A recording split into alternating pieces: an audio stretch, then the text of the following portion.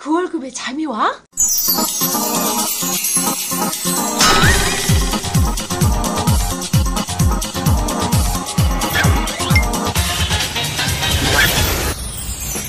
그 월급의 잠이와는 월급이 전부인 2천만 월급쟁이들의 불면증을 해소하는 방송입니다. 예, 안녕하세요. 반갑습니다. 그 월급에도 잠이 오게 하는 방송 머니스토리 TV 뭉치 양세문입니다. 네, 반갑습니다. 이 대표입니다. 왜 그리 바쁘세요? 네, 감사하게도 바쁜데 많이 찾아주시니까 더 찾아주셨으면 좋겠습니다. 제 바람이에요. 알겠습니다. 네. 그 오시는 분들만 말고 우리 또 청취자분들한테도 좀 도와주세요 많이. 아유, 제가 도움이 될 수 있다면 언제든지. 네네. 그래서 오늘은 이 사회초년생 그 재무상담시 주의사항에 대해서 한번 얘기 나눠보려고 하는데 저희한테 문의가 오는데 또 상당수가 사회초년생들이 많이 있었어요. 근데 이제 그분들이 고민은 잘못된 상담을 통해서 불필요한 상품들을 뭐 잔뜩 가입을 하고 뭐 해지와 반복을 하다 보니까 돈이 잘 안 모인다. 어떻게 되냐? 이런 부분들에 대해서 안타까운 사연들이 많이 있는 것 같아요. 우리 머니스토리 TV 그 시청자분들은 안 그러실 것 같은데. 처음부터 들으시면 되는데 이제 꼭 사고 치고 나서 이제 듣고 이제 깨우치는 거지. 이런 부분들은 수도 없이 아마 우리 많이 말씀을 해주셨을 것 같은데. 사실 재무상담을 요청을 하는 실질적인 신청자와 그리고 상담을 해주는 분의 이익이 잘 부합이 돼야 되는데 그 부분이 잘 안 맞았을 때 좀 사고가 생기는 것 같아요. 맞아요. 상품 가입이나 아니면 이제 수수료에 대한 부분일 수 있는데 뭐 그 부분부터 얘기해 보죠. 이해가 부합이 된다라는 부분은 재무상담을 요청하는 분은 어쨌든 현재 살아가면서 어떤 문제점들 그리고 앞으로의 어떤 문제점들이나 또는 지금 잘 되고 있지만 더 잘 될 수 있는 방법이 없을까라는 부분, 나의 입장에서 도움되는 전문가를 찾는 건데 대부분 우리 주변에 있는 상담사들은 그냥 예전에 그냥 편하게 알고 지내던 오빠 아니면은 뭐 친구 또는 편하게 지내던 뭐 어떤 뭐 동생 이런 분들이 갑자기 재무상담사가 됐다라고 해서 이제 마침 내가 궁금한 부분이 있었으니까 상담 한번 해줘 해서 이루어지는 경우가 사실은 대부분이죠. 근데 그런 분들이 대부분은 보험사 또는 대부분 일부 특정 회사만을 위해서 일하는 증권사 또는 은행에 이제 속해 있는 분들이다 보니까 그분들은 어디에서 급여를 줄까요? 회사에서 주겠죠. 그렇죠. 그래서 그분들의 평가는 회사에서 평가를 받는 거고 그리고 그분들이 실제로 돈을 벌어줘야 되는 분은 고객님이기 이전에 사실은 회사예요. 그러다 보니까 회사의 어떤 방향 제시를 해주는 대로 조금은 좀 규격화된 걸로 제안하다 보니까 조금 나한테 안 맞을 수 있는 기성복을 입는 듯한 느낌? 다행히 기성복이면 다행이지만 나는 좀 딱 맞는 옷을 원했는데 너무 큰 옷을 갖다가 입혀줬거나 이런 문제가 생기면 어때요? 계속 입나요? 버리게 되겠죠? 옷이라도 입혀주면 다행인데 요즘 옷을 벗기더라고. 맞아요. 이제 그런 부분이 그게 문제야, 그게. 뭐 회사들은 뭐 그거를 전문적으로 하는 회사들도 있기는 하더라고요. 그래서 일단은 누군가를 만날 때 관계에 연연하기보다는 나에게 정말 도움을 줄 수 있는 전문가인가 라는 부분이 더 중요한 것 같아요. 그래서 전문가를 판단할 수 있는 기준을 우리 청자님들이 잘 오늘 체크를 좀 하시면 좋을 것 같습니다. 자, 재무 상담사라는 게 어떤 전문 라이센스가 있는 건 아니잖아요. 라이센스가 있다면 있죠. 저희가 뭐 AFPK부터 CFP 그리고 뭐 증권 투자 상담사. 그러면 우리 청취자분들이 그 재무 상담사에 대한 그 전문성에 대해서 좀 쉽게 인지할 만한 좀 팁을 한번 주시죠. 뭐 어떤 자격증들이 있을까요?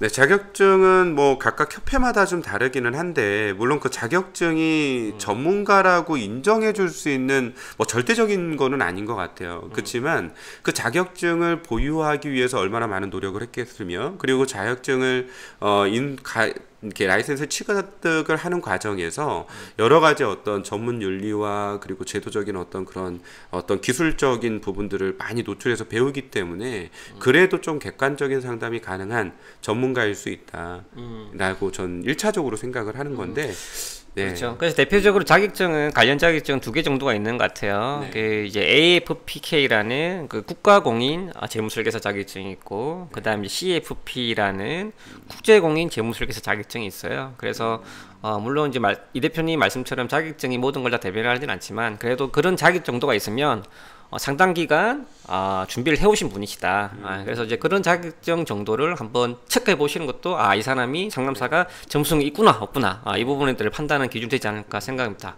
그러면 이게 처음에 중요한 거 첫 단추를 잘 끼야 되잖아요. 이게 재무 상담사와 어떤 관계를 좀 형성해야 될까요, 이게? 네. 그러니까 이제 아까 말씀드린 거에서는 기본적인 자세가 돼 있는 거죠. 그러니까 기본적으로 자기 발전을 위해서 노력한 사람이라면 그래도 전문가의 거의 근사하다, 근사치에 왔다라고 보는 거고, 그 다음에는 조금 상담을 할 때에 그 전문가가 어느 포지션에서 얘기를 해주는 사람이냐라는 게 되게 중요한 것 같아요. 그래서 아까 말씀을 드린 대로 그분의 소속이 되게 중요하다라고 저는 생각을 합니다. 그래서 그분의 소속이 보험사나 아니면 증권사라고 하면 아무래도 객관적으로 말씀을 드리긴 하더라도 마지막 상품의 라인업이나 이런 부분에서는 조금 회사에 도움이 될 수 있는 부분으로 갈 수밖에 없기 때문에 그 부분을 조금 참작을 하셔야 될 것 같고요. 그래서 때문에 저는 어느 소속에 속해 있느냐 라는 부분, 플러스 그 소속이 좀 금융 판매를 하는 회사와 좀 이렇게 좀 거리감을 두고 있는 전문 상담 회사냐, 그래서 판매 보수를 받는 회사가 아니라 상담료를 받는 그런 전문 집단들을 찾아서 상담 받으시는 게 일단은 전문가를 만날 수 있는 부분이라고 저는 생각을 해요.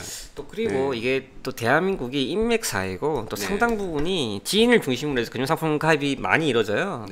그래서 되도록이면 뭐 일단 상품 가입만 하고 싶다라고 하시면 뭐 주위에 지인 통해서 보험도 가입하시고 뭐 펀드 가입하셔도 되는데, 상담을 통해서 객관적으로 컨설팅을 받고 싶다 하시면 관계 형성이 되게 중요할 것 같아요. 그렇죠. 그러면 상대적으로 지인은 오히려 좀 껄끄럽지. 자기 돈 얘기를 다 드러내고 미래에 대한 설계를 해야 되는데 왠지 지인이면 좀 그런 부분이 껄끄럽지 않을까. 제 생각은 좀 그래요. 어때요? 상당히 껄끄러울 수 있죠. 그리고 이제 때로는 지인은 나의 경쟁 상대일 수도 있거든요. 근데 내 걸 다 오픈해가지고 얘기하기 좀 그러니까 그냥 두루뭉실하게 얘기를 했단 말이죠. 그러면 그분도 정말 전문적으로 잘 설명해주고 좋은 걸 제안하고 싶었어도 두루뭉실한 상담에서는 두루뭉실한 그냥 대충 제안밖에 안 나올 수 있는 상황이기 때문에 결코 그런 관계는 좋은 관계는 아닌 것 같습니다. 그래서 되도록이면 이제 객관적으로 나를 들여다 볼 수 있는 관계 형성이 되게 중요하다. 2천만 월급쟁이들의 금융호구 탈출을 위한 그월잠 프로젝트, 특허받은 로봇 자산관리 플랫폼 포토윈과 함께합니다. 세부사항은 머니스토리 TV 홈페이지에서 확인하세요. 또 중요한 건 뭐냐면 이런 부분이 있을 것 같아요. 이게 그냥 가만히 있으면 알아서 해주겠지? 이 자세는 아닌 것 같아요. 그래서 재무 상담에 우리 그 참여하시는 분들이 어떤 자세를 좀 가져야 될지 그 부분에 대해서도 한번 좀 얘기를 좀 해주시죠. 잘은 모르더라도 적극적인 자세가 좀 필요해요. 그리고 아까 말씀드린 것처럼 내 이야기를 최대한 하셔야 됩니다. 그러니까 전문가의 이야기를 듣는 거는 가장 마지막인 거고, 그 뭔가의 결과물을 도출하기 위해서는 우리가 정량적인 부분과 정성적인 것, 조금 어려운 이야기일 수 있지만 정량적인 부분이라고 하면 수치적인 거 있잖아요. 내가 얼마를 벌고 얼마를 지출하고 그리고 얼마를 쓸 거고 막 이런 부분들에서 정말 많은 것들을 이야기해야 되고, 그 다음에 정성적인 부분에서는 나의 꿈이라든가 내가 왜 이만큼을 써야 되는지, 그리고 이 지출 중에서는 우리 부모님에게 들어가야 되는, 왜 부모님한테 들어가야 되는지, 그 나의 어떤 삶에 대한 가치관, 여러 가지들이 다 접목이 됐을 때 정말로 상담사에게 제대로 된 제안을 받을 수가 있다. 그래서 적극적인 자세가 좀 중요할 것 같습니다. 오픈하는 것. 네, 맞아요. 그 인풋이 디테일해야지 아웃풋이 디테일하게 나와요. 그래서 남들하고 똑같이 해줘서 이런 건 없어요. 본인한테 맞는 그 상담이 중요한 거고, 그러려면 본인이 얘기를 많이 해주셔야 될 거고, 그래서 절대 상담은 이래야 끝나면 안 돼요. 끝날 수가 없죠. 끝날 수가 없죠. 근데 대부분 끝나긴 해요. 그 말이면 뭐냐면 그거는 상담이 아니에요. 그냥 상품 가입을 위한 수단인 거고. 근데 일반 금융기관 창고에서 최소한 2, 3회를 빼야 돼 상담이 진행되는데, 창고에 가셔가지고 자기 인생에 대해 얘기해 보십시오. 그러면 그 창고 있는 그 직원 지점장이 와서 그 친구를 아마 혼낼 수도 있어요. 네, 그래서 되도록이면 좀 적극적인 본인 이야기를 많이 해줄 수 있는 참여 자세가 되게 중요할 거고. 그럼 솔루션에 대한 것도 좀 어떤 부분에 대해서 우리 기대치를 가지고 있어야 될까요? 솔루션이라고 하면 이제 뭐 여러 가지가 있을 것 같아요. 그러니까 상담을 할 때에 내가 제안받는 여러 가지 자산 배분과 포트폴리오가 될 수도 있고, 그게 해결안이죠. 그게 될 수도 있고, 또 하나는 그렇게 뭔가의 해결안을 받았을 때 앞으로 어떻게 관리를 할 수 있지라고 하는 플랫폼? 예, 그것을 가지고 있느냐. 대부분은 대한민국의 재무설계사, 재무상담, 뭐 재무설계 이 단어가 정말로 인터넷이나 SNS에 돌기 시작한 10년도 넘었는데요. 이것을 제대로 모니터링. 왜냐하면 실제로 설계는 인생 전반에 대한 은퇴 설계까지 사망 직전까지 설계를 받은 거거든요. 근데 그 상담 이후에 다 몰라. 그렇죠. 예, 상담해준 사람도 나중에 기억 못하고, 그리고 상담 받은 사람도 그땐 실행은 했지만 사실 소득도 바뀌고 지출도 바뀌고 그리고 꿈도 바뀔 수도 있고 여러 가지 변수들이 있는데, 그리고 또 투자 자산에 투자했다면 투자 수익도 바뀔 수 있고 시장도 바뀌어요. 그렇죠. 그런 것들을 얼마나 능동적으로 내가 전문가의 도움을 받지 않아도 그 플랫폼 내에서 계속 모니터링하면서 볼 수 있느냐, 이것도 되게 중요하고, 그걸 보면서 언제든지 전문가와 1대1 매칭으로 그때그때 바른 방향성을 제안을 받을 수 있느냐. 그리고 뭔가를 어떤 목적을 정해놨을 때 혼자 가는 거 되게 힘들거든요. 그렇죠. 예, 산은 등반하거나, 저는 자전거 되게 좋아하는데 30km, 뭐 100km, 200km, 30km 가는 거 혼자 갈 수 있어요.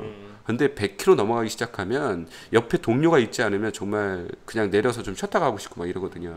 근데 재무 상담 이후에 재무 목표를 달성하는 과정도 누군가의 도움이 좀 필요하다. 그러니까 시스템적인 부분이 어느 정도는 있는 회사, 상담사와 상담을 하시는 게 좀 맞다고 봅니다. 맞아요. 그 솔루션이 어떤 그 상품 가입으로 끝나서는 안 되고요.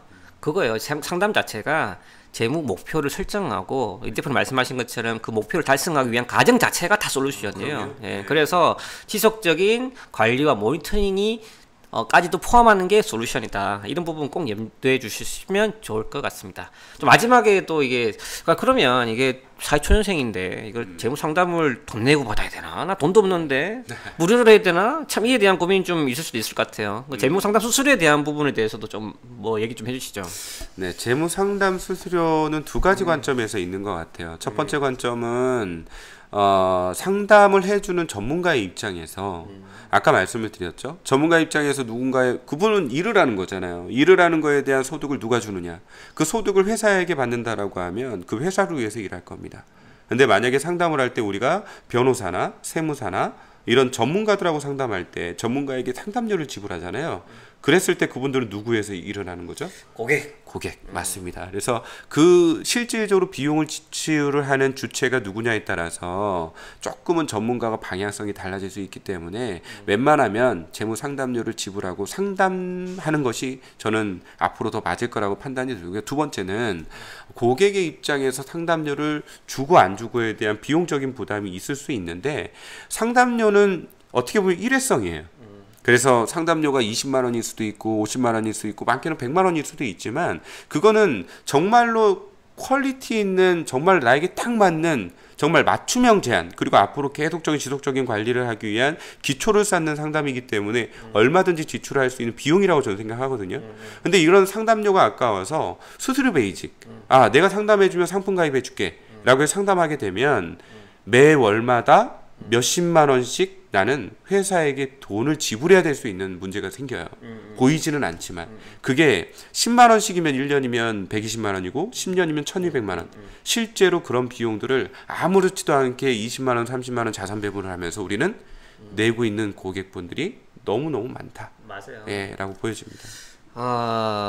의사가 진찰료를 안 받으면 약을 팔겠죠. 근데 약이 제대로 된 약이면 되는데, 아무래도 제대로 되지 않는, 마진이 많은 약일 확률이 높아요.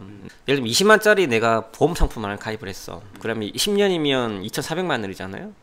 제대로 된 상품이 상관없는데 대부분 본인한테 맞지 않으면 중간에 깰 거예요. 그러면 수수료가 얼마죠? 몇백만 날라가는 거예요. 그 원금 손실에 대한 게 발생되시는 거죠. 근데 상담료 1, 20만 원을 아낀다?